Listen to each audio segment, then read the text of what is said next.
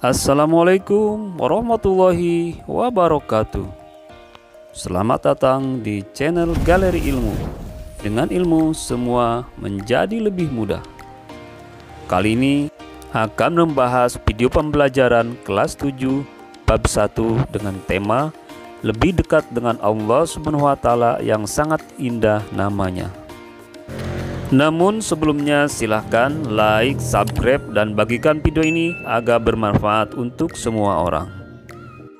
Nah, anak-anak yang Bapak banggakan, pada video pembelajaran kali ini kita akan membahas tentang iman kepada Allah Subhanahu wa taala, mempelajari dan memahami iman kepada Allah Subhanahu wa taala, mempelajari dan memahami makna al-asmaul husna, mempelajari dan memahami hikmah iman kepada Allah Subhanahu wa taala melalui Al-Asmaul Husna.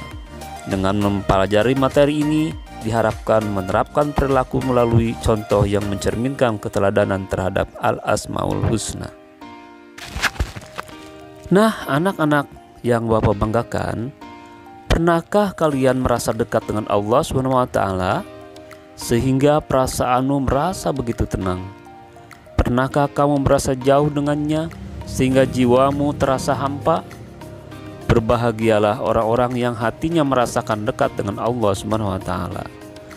Orang-orang yang semacam ini akan merasakan ketenangan dan kebahagiaan di dalam diri mereka.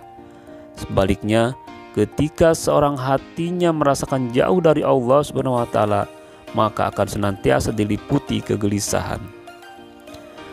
Nah, anak-anak yang Bapak banggakan, agar kita bisa menjadi orang yang hatinya dekat dengan Allah Subhanahu wa taala, perlu belajar mengenai bagaimana caranya agar dekat dengannya.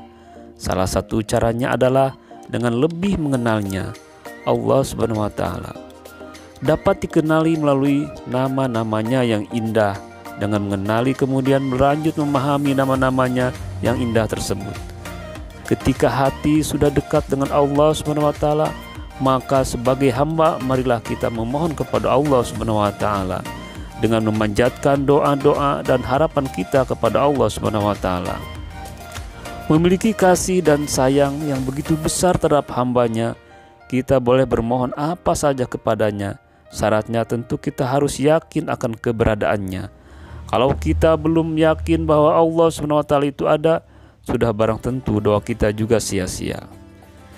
Jadi sebelum berdoa kepada Allah Subhanahu wa taala, kita harus yakin terlebih dahulu bahwa Allah Subhanahu wa taala dapat memberikan apa yang kita butuhkan. Itu artinya kita harus beriman kepadanya. Menjadi orang yang beriman bukan persoalan yang ringan atau mudah.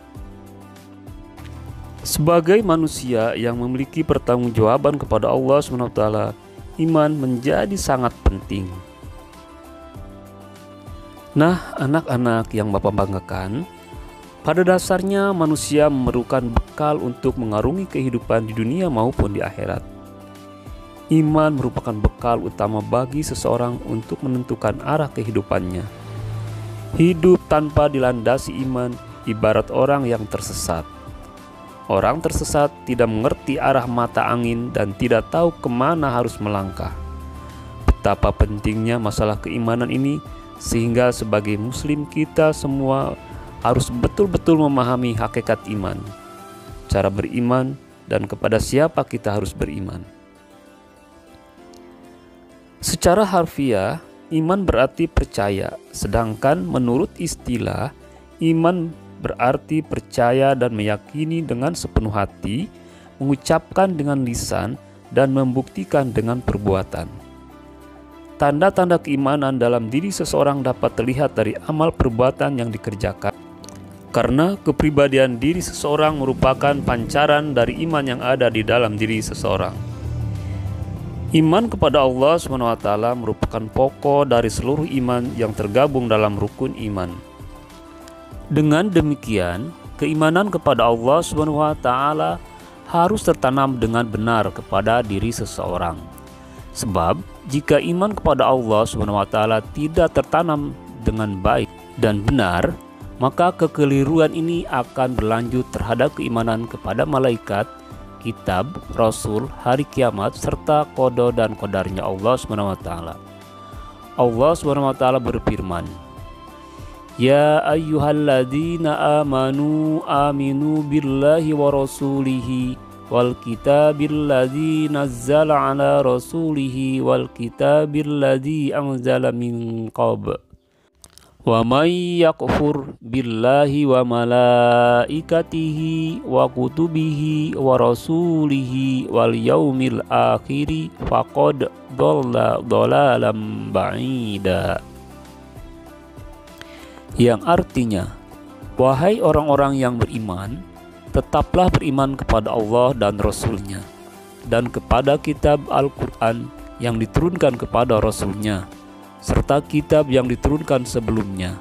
Barang siapa ingkar kepada Allah, malaikat-malaikatnya, kitab-kitabnya, Rasul-Rasul-Nya, dan hari kemudian, maka sungguh orang itu telah tersesat sangat jauh.